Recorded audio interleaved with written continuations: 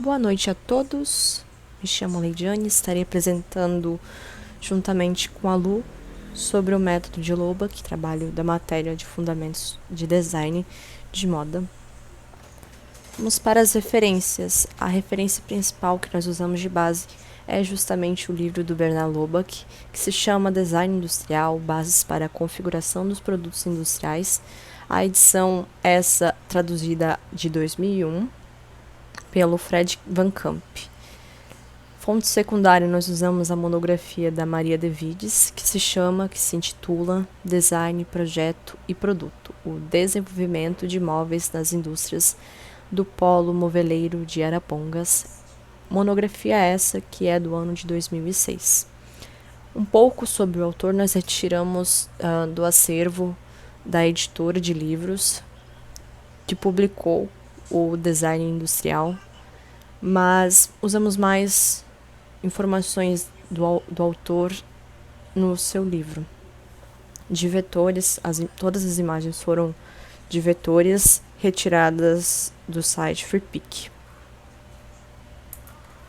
Sobre o autor, ele foi um estudante de design e também de sociologia, e atualmente ele é membro dos alemães Verband e também de um outro grupo que visa a divulgação e reconhecimento de vários designers da Alemanha. Ele tem apenas um livro publicado, mas diversas outras publicações de pesquisa. Ele nasceu em 1941, durante a Segunda Guerra Mundial, na cidade de Wuppertal, na Alemanha.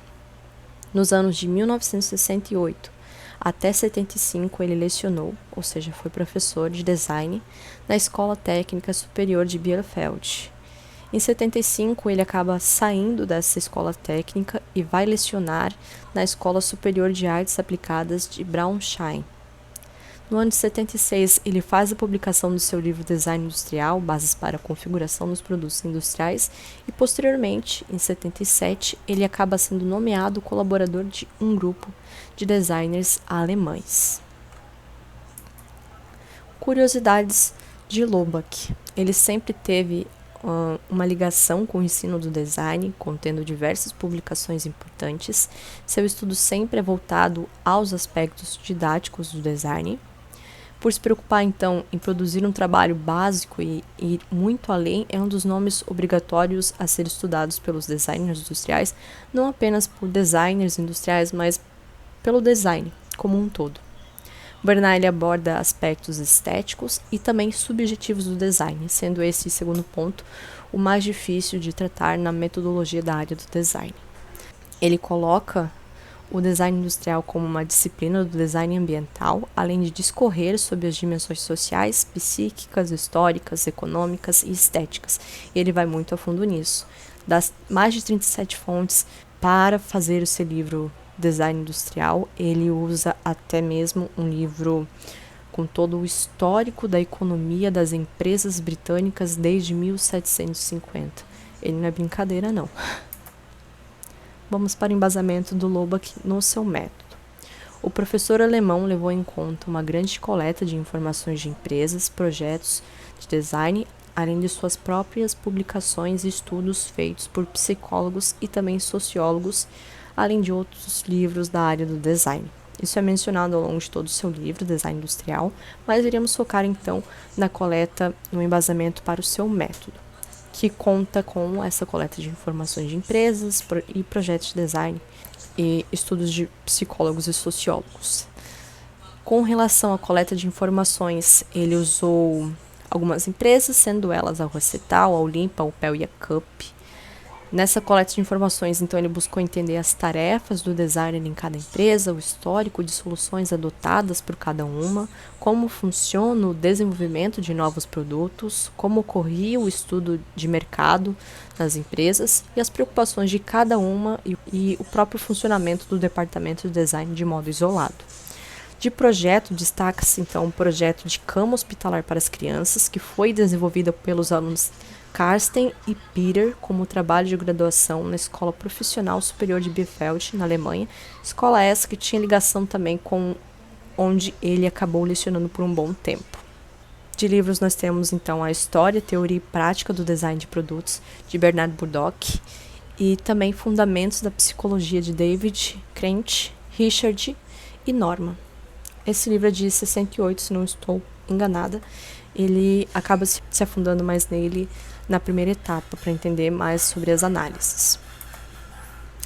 Publicações de Loback. Mencionamos então que ele acaba se embasando em suas próprias publicações. E então vamos deixar aqui 2 delas que foram mencionadas no apêndice do seu livro. A primeira delas, traduzida, fica Desenho Industrial na Universidade de Bielefeld das Ciências Aplicadas, publicação de 74, 2 anos antes do seu livro. E a segunda, traduzida, fica Conhecimento Fora do Mundo, que foi publicada em 72, um pouquinho mais antiga. Vamos para o histórico do método, então, do Loback.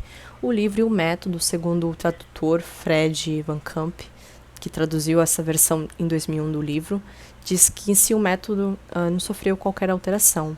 O livro ele contém alguns cases e exemplos de algumas décadas atrás que não foram atualizados, respeitando-se a vontade do autor. Então, o Loback, por si só, ele não queria nem que mudasse os cases, os exemplos que ele coloca no seu livro.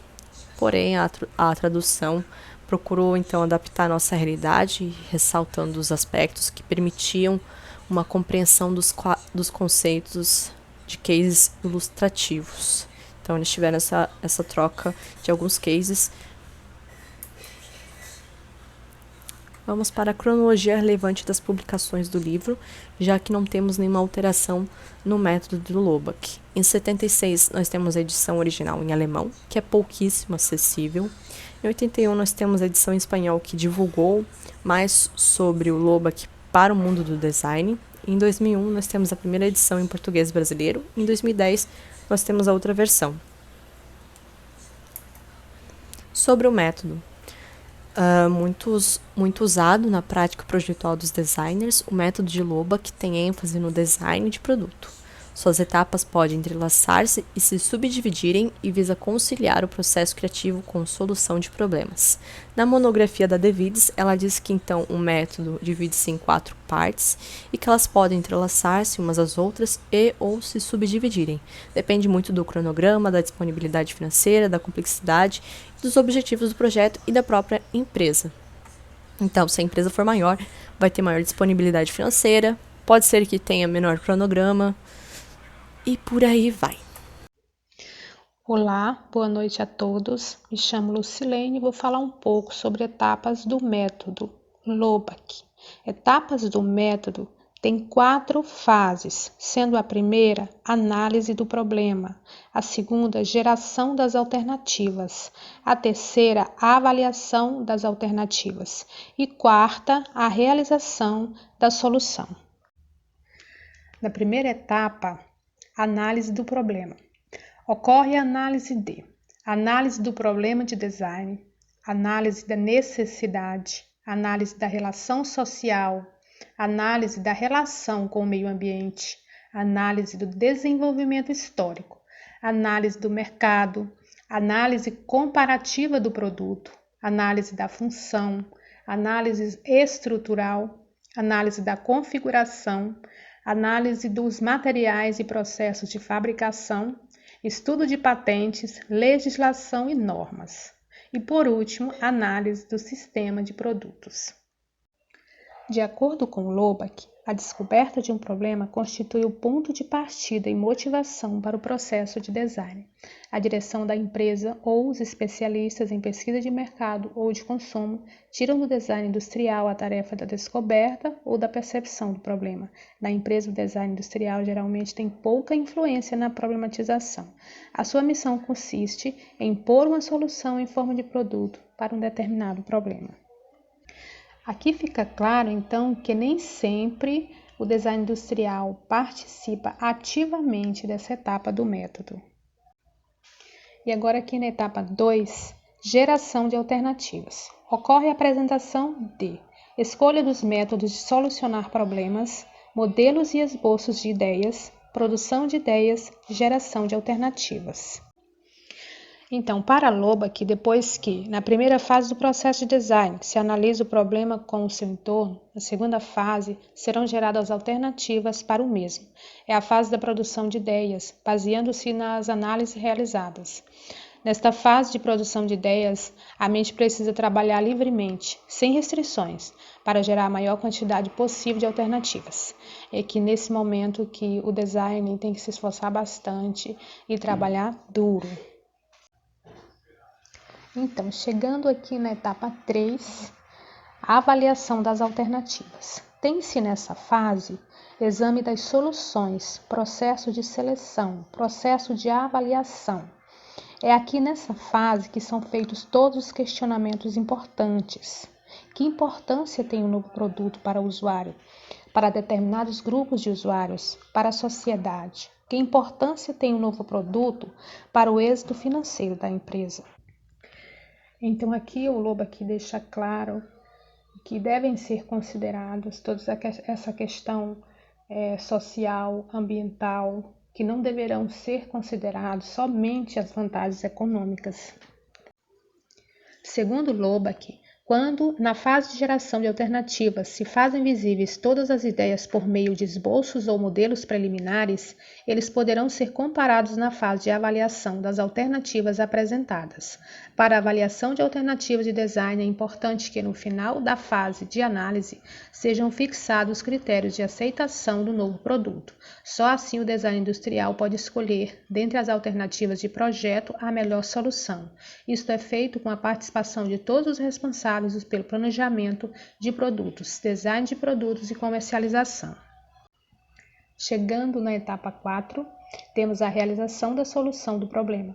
Nessa última etapa, temos a materialização da alternativa escolhida, depois de ser revista mais uma vez, retocada e aperfeiçoada, através do projeto estrutural e mecânico, do detalhamento técnico e de toda a documentação necessária à fabricação do produto.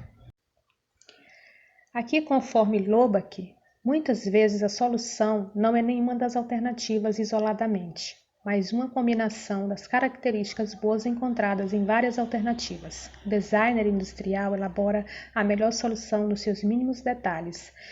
Esta documentação é levada ao mais alto nível hierárquico da empresa industrial para uma avaliação definitiva, e ali se decide se o projeto elaborado será colocado ou não na linha de produção. Então é isso, muito obrigada.